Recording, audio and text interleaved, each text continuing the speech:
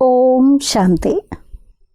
ఈరోజు మనందరికీ ఒక పరమ పవిత్రమైనటువంటి పర్వదినము. అదే వైకుంఠ ఏకాదశి, ముక్కోటి ఏకాదశిని మనందరము చాలా భక్తి శ్రద్ధలతో జరుపుకుంటూ ఉన్నాము. ప్రతి సంవత్సరము అంటే నెలకి 2 ఏకాదశులు చొప్పున 24 ఏకాదశులు వస్తాయి. కానీ ఈ ఒక్క ఏకాదశికి ఉన్నటువంటి మహత్వము ఇంకా ఏ ఏకాదశికి లేదు. అంటే 23 ఏకాదశులు జరిపినా జరపకపోయినా, అన్నింటినీ ఆచరించినా ఆచరించకపోయినా, ఈ ఒక్క ఏకాదశిని జరుపుకున్నట్లయితే, ఆచరించినట్లయితే మరి వారికి మోక్షం ప్రాప్తిస్తుంది అని దీన్ని మోక్ష ఏకాదశి అని కూడా అనటం జరుగుతోంది. మరి ఈ ఒక్క ఏకాదశి అదే వైకుంఠ ఏకాదశి లేదు ముక్కోటి ఏకాదశి. వైకుంఠ ద్వారాలు ఈరోజు తెరుచుకోబడతాయి. మరి ఉత్తర ద్వారంలో ఆ వైకుంఠనాథుడి యొక్క దర్శనం జరుగుతుంది కాబట్టి దీన్ని వైకుంఠ ఏకాదశి అని. ముక్కోటి దేవతలు ఆ వైకుంఠనాథుడి యొక్క దర్శనం చేసుకోవడానికి వస్తారు. ఈరోజు ఆ ముక్కోటి దేవతల సమేతంగా ఆ వైకుంఠనాథుడిని దర్శనం చేసుకుంటే ఎంతో పుణ్యం లభిస్తుంది అని దీన్ని ముక్కోటి ఏకాదశి అని కూడా అనటం జరుగుతుంది. ఇంతటి ప్రాశస్త్యం ఉన్నటువంటి ఈ ముక్కోటి ఏకాదశి మార్గశిర మాసంలోని శుక్లపక్షంలో వచ్చేటువంటి ఈ ముఖ్యమైనటువంటి ఏకాదశి. ప్రతి సంవత్సరము అంటే ప్రతి ఏకాదశికి కూడా చాలా ముఖ్యమైనటువంటి ప్రాశస్త్యం ఉంది. స్పెషల్గా ఈ శుక్లపక్షంలో వచ్చేటువంటి ఏకాదశులు ఏవైతే ఉన్నాయో అంటే ఇంకొక 4 రోజులకి పూర్ణ చంద్రుడి యొక్క అంటే పౌర్ణిమ వచ్చేటువంటి రోజులు కాబట్టి వీటికి ఇంకా ఎక్కువ ప్రాశస్త్యం అనేటువంటిది ఉంది. మరి వైకుంఠ ఏకాదశి దీంట్లో మనం భక్తిలో ఏవైతే చేస్తున్నామో అవన్నీ చేస్తున్నాము. కానీ ఈరోజు ఒక ఆధ్యాత్మిక దృష్టికోణంతో దీన్ని చూసినట్లయితే, ఆధ్యాత్మిక పరంగా కూడా దీన్ని జరుపుకున్నట్లయితే ఎంతటి పుణ్యము పరమార్థము లభిస్తుంది అనేటువంటి తెలియపరచటమే ఈ ఒక్క చిన్న ప్రయత్నము. వైకుంఠ ఏకాదశి, వైకుంఠము అని అంటూ ఉన్నాము. ఎంత ఉన్నతమైనటువంటి పేరు. వైకుంఠనాథుడు అని అంటే విష్ణుమూర్తి గురించి మనం గ్రంథాల్లో లేదు కథల్లో వినడం జరిగింది. ఒకసారి మురాసురుడు అనేటువంటి అసురుడు మరియు విష్ణుమూర్తికి ఒక పెద్ద యుద్ధం జరిగింది. ఎన్నో సంవత్సరాలు యుద్ధం జరుపుకున్న తర్వాత మరి ఆ మురాసురుడు అనేటువంటి అసురుడు రాక్షసుడు నీళ్లల్లో వెళ్ళి దాచుకున్నాడట. మరి విష్ణుమూర్తి వెళ్ళి వెతికితే ఆయన రూపం కనిపించలేదు. మరి విష్ణుమూర్తి అలసి సొలసి వచ్చి ఒక గుహలో విశ్రమిస్తున్నారు. మరి అదే సమయంలో మురాసురుడికి తెలిసి ఈయన విశ్రమిస్తున్నారు అని ఆ గుహ దగ్గరకు వచ్చి తన పైన ఒక ఖడ్గాన్ని ఎత్తాడట సంహరించటాని కోసం. మరి అదే సమయంలో విష్ణుమూర్తి నుండి ఒక వన్నె లేదు ఒక కళ లేదు వారి యొక్క ఒక ఆరా శోభాయమానము ఒక బయటికి వచ్చి ఒక కన్యక రూపాన్ని దాల్చింది. ఆ కన్యక రూపం ఆ మురాసురుణ్ణి సంహరించింది అని అనటం జరుగుతుంది. మరి విష్ణుమూర్తి లేచిన తర్వాత ఆ కన్యకి ఏకాదశి అనేటువంటి నామకరణం చేశారు. అందుకని విష్ణుమూర్తికి ఏకాదశి చాలా ప్రియమైనటువంటిది అని అంటారు. మరి ఇలాంటి ఏకాదశి రోజు మనం ఏం చేసినా కానీ చాలా ఎక్కువ పుణ్యం లభిస్తుంది. మరి ఏకాదశిని ఒక కోరిక కోరుకోమని అడిగితే తను చెప్పిందట, ఈరోజు ఎవరైతే విష్ణుమూర్తిని ఎక్కువగా పూజ చేసి వ్రతాన్ని ఆచరించి అంటే ఉపవాసము జాగరణలు చేస్తారో అలాంటి వారికి మోక్షం ప్రాప్తం అవ్వాలి. ఆ పండుగ పేరు కూడా నా పేరుతో ఉండాలి, ఏకాదశి పేరుతో ఉండాలి. అలాంటి వరాన్ని కోరుకున్నారట. మరి అలాంటి వరాన్ని గ్రహించిన తర్వాత ఈ పండుగకి అదే రోజుకి మనం వైకుంఠ ఏకాదశిగా పేరు పెట్టి జరుపుకోవడం జరుగుతుంది. ముఖ్యంగా ఈ పర్వదినాన మనం వైకుంఠనాథుడైనటువంటి విష్ణుమూర్తిని ఎలా చూపించటం జరిగింది. క్షీరసాగరంలో విష్ణుమూర్తి శేషశయ్య పైన తన బడలిక తీర్చుకోవడానికి విశ్రమిస్తున్నట్టుగా చూపించటం జరిగింది. అంటే ఈ స్థానం ఏదైతే ఉందో, ఈ వైకుంఠము, ఈ స్థానం ఏదైతే ఉందో చాలా విచిత్రమైనటువంటి ఒక బ్యాక్గ్రౌండ్ చూపించటం జరిగింది. అంటే క్షీరసాగరం, సాగరం అంటేనే ఎన్నో రకాలైనటువంటి ఆటుపోట్లు ఉంటాయి, ఎంతో అలజడి ఉంటుంది, స్థిరత్వం అనేటువంటిది లేనటువంటి స్థానము. దాంట్లో కూడా విష్ణుమూర్తి ఎక్కడున్నారు?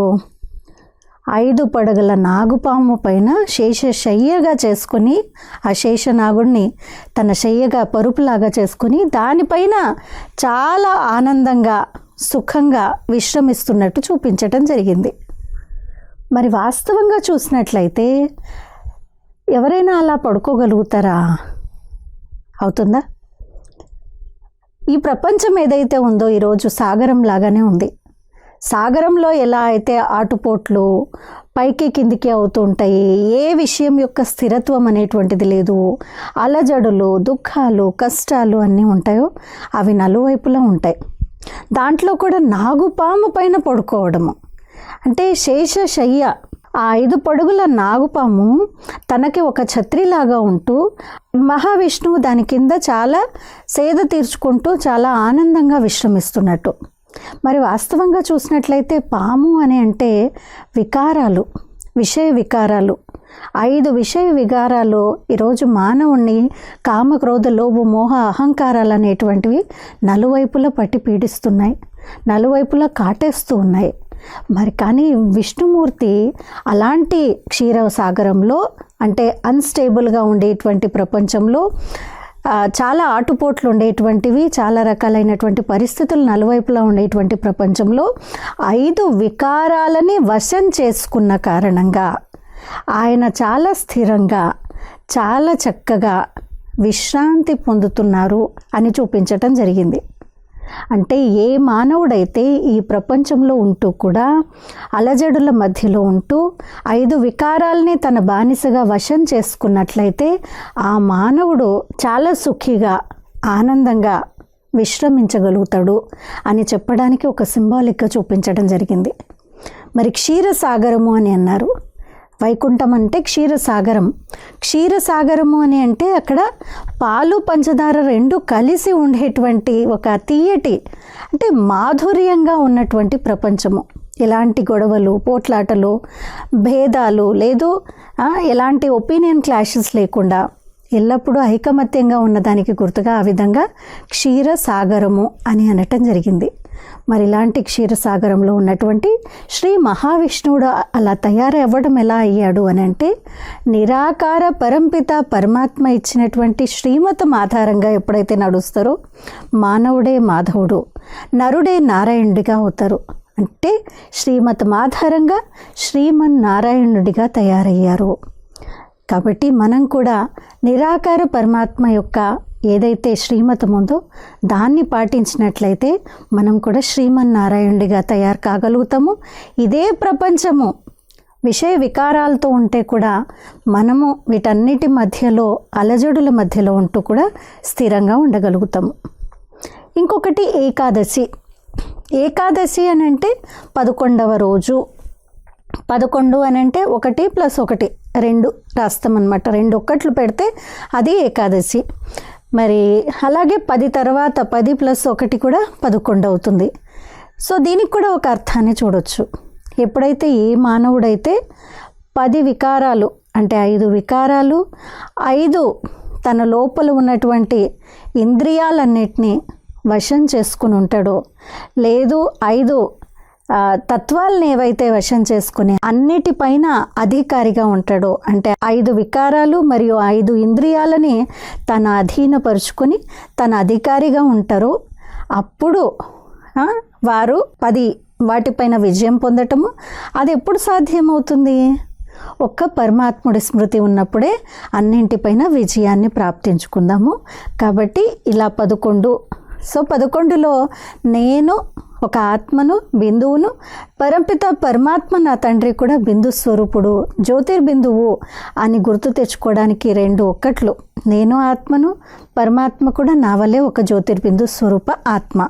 సో నేను వారితో నా యొక్క సంబంధాన్ని జోడించినట్లయితే నా యొక్క ప్రతిరోజు కూడా చాలా పుణ్యప్రదమైన రోజుగా తయారవుతాయి.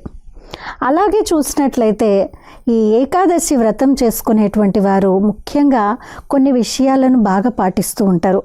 అంటే భగవన్నామస్మరణ ఇవన్నీ చేస్తూనే ఉంటారు. దాంతోపాటు కొన్ని నియమాలను కూడా పాటిస్తారు. వాటిలో ముఖ్యంగా ఉపవాస దీక్ష, ఉపవాసం చేస్తూ ఉంటారు. వాస్తవంగా 15 రోజులు అంటే పక్షమంతా కూడా ప్రతిరోజు చక్కగా తింటూ ఉన్నాము, అన్ని రకాలైనటువంటి భోజనాలను ఆరగిస్తూ ఉన్నాము. కాబట్టి శరీరానికి ముఖ్యంగా పొట్టకి కడుపుకి ఎప్పుడు ఖాళీనే దొరకట్లేదన్నమాట. రోజంతా అది పని చేస్తూనే ఉంది. ఏదైనా మెషిన్ రోజంతా రాత్రి పగలు పనిచేసిందనుకోండి, కొద్ది రోజులకు అది పాడయ్యే ఛాన్సెస్ ఎక్కువగా ఉంటాయి. కాబట్టి పాడు కాకుండా ఉండడానికి ఏం చేస్తారు, మధ్యలో కొద్దిసేపు ఆ మెషిన్ని ఆఫ్ చేయడము, దాన్ని ఏదైతే రిపేరింగ్ చేయాలో, ఏదైతే దాన్ని మళ్ళీ బాగా ఫాస్ట్గా చేయడానికి ఏదైతే చేయాలో అవన్నీ చేసిన తర్వాత ఆ మెషిన్ బాగా పనిచేస్తుంది. అలాగే ఈ పొట్ట అనేటువంటి మెషిన్ కూడా బాగా పనిచేస్తూ ఉంది. పూర్తి పక్షమంతా కూడా ఎన్నో రకాలైనటువంటి ఆహారాలని తింటూ దాని ఆనందాన్ని తీసుకుంటూ బిజీగా పెట్టేస్తున్నాం కడుపుని. సో ఏకాదశి రోజు ముఖ్యంగా ఉపవాస దీక్ష చేయడం జరుగుతుంది. అంటే ఆ ఒక్క రోజైనా కానీ కడుపులో ఉన్నటువంటి కండరాలకి అవయవాలకి అన్నింటికి ఒక సెలవు ఇవ్వటం జరుగుతుంది. దీంతో మళ్ళీ మన యొక్క ఆరోగ్యం కానివ్వండి, అరిగించుకునేటువంటి శక్తిని కానివ్వండి, ఇంకా ఎక్కువగా మనం మంచిగా మెరుగుపరుచుకునడం జరుగుతుంది. అందుకని ఈ ఒక్క రోజుని మనం ఉపవాసాన్ని చేయడం చూపించటం జరిగింది. వాస్తవంగా కడుపుకి కంటికి రెండిటికి చాలా ఎక్కువ కనెక్షన్ ఉంది, చాలా దగ్గరి సంబంధం అనేటువంటిది ఉంది. ఎందుకు అంటే కడుపులో ఏమీ లేదనుకోండి, కళ్ళు మూతలు పడవు. కావున ఆ రోజు ఏమీ తినకుండా ఉంటే తప్పకుండా జాగరణ కూడా తప్పకుండా ఉండగలుగుతాము. అంటే ఉపవాసంతో పాటు జాగరణ దీక్ష కూడా ఉంది. సో ఉపవాసం చేస్తూ ఉన్నాము అంటే ముఖ్యంగా ఈ రోజుల్లో చూసినట్లయితే బియ్యాన్ని తినకూడదు అని భోజనం చేయటం లేదు, అన్నం తినట్లేదు. ఎందుకు అంటే దానికి కూడా ఒక కథ ఉంది. ఎప్పుడైతే మురాసురుడు తనని సంహరించడానికి విష్ణుమూర్తి వచ్చినప్పుడు తను బియ్యంలో వెళ్ళి దాచిపెట్టుకున్నాడు తను అని చెప్పడం జరుగుతుంది. అందుకనే ఈరోజు బియ్యం తింటే అదొక తమో ప్రధానత, అంటే దాంట్లో అసురత్వం ఉంది కాబట్టి అది తింటే మనం అసురత్వంగా బిహేవ్ చేస్తాము, లేదు ప్రవర్తిస్తామని ఈరోజు అన్నం తినకుండా ఉండటం ఒక ప్రసిద్ధిగాంచిన విషయము. అంటే భోజనం ఏది చేసినా కానీ తప్పకుండా ఒక తమో ప్రధానత అనేటువంటిది, ఒక స్లగ్గిష్నెస్, ఒక లేజినెస్ అనేటువంటిది శరీరంలోకి ప్రవేశిస్తుంది. సో ఏమి తినకుండా ఉంటే మనస్సు అనేటువంటిది మరియు కళ్ళు ఎల్లప్పుడూ జాగృతంగా ఉంటూ మనస్సు పరమాత్ముడి వైపు మరల్చవచ్చు అనేటువంటి ఉద్దేశంతో ప్రతి ఏకాదశిన అంటే నెలకి 2 రోజులు ఉపవాసం చేయమని మన పెద్దవాళ్ళు చెప్పడం జరిగింది. అంటే దీంట్లో ఆరోగ్యము ఉంది, దాంతోపాటు దైవ స్మరణ చేయడం, పరమాత్మ స్మృతి చేయడం వల్ల ఆత్మ ఉన్నతి కూడా జరుగుతుంది అని చెప్పడం జరుగుతుంది. కాబట్టి ఈరోజు మనం ఏవైతే చేస్తూ ఉన్నామో అంటే ఈరోజు ముఖ్యంగా ఉత్తర ద్వార దర్శనం చేసుకోవడం జరుగుతుంది. మరి కొన్ని పుణ్యక్షేత్రాల్లో ఇలా ఉత్తర ద్వార దర్శనం చేసుకోవడము ఇలాంటివి జరుగుతూ ఉన్నాయి.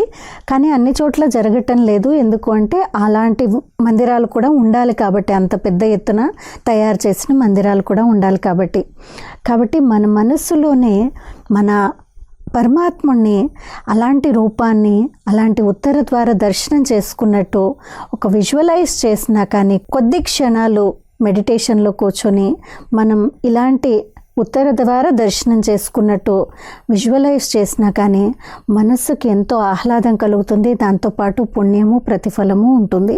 మరి ఎప్పుడైతే మనము ఇలా ఉంటామో అప్పుడు ఖచ్చితంగా ఏమవుతుంది అని అంటే మోక్షం అనేటువంటిది ప్రాప్తిస్తుంది. మరి రోజు మోక్ష ప్రాప్తి అని అంటే సుఖము, శాంతి, ఆనందము అన్నిట్లోనూ ఉంటూ కూడా ఆత్మ నిర్లిప్తంగా ఉండేటువంటి ఒక స్థితిని తయారు చేసుకోవడానికి కోసము ముఖ్యంగా మెడిటేషన్ చేద్దాము, ఆత్మని పరమాత్మతో అనుసంధానం చేద్దాము.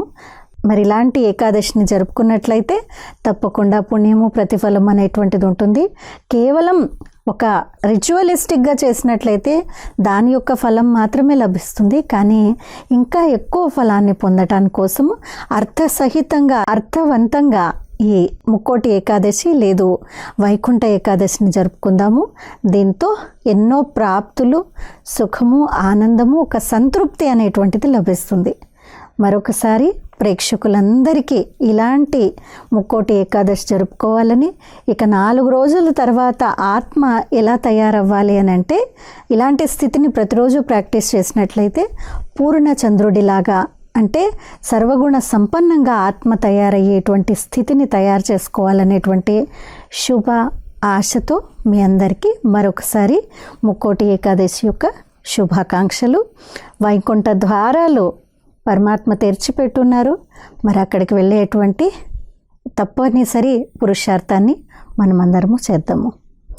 Thank you. ఓం శాంతి.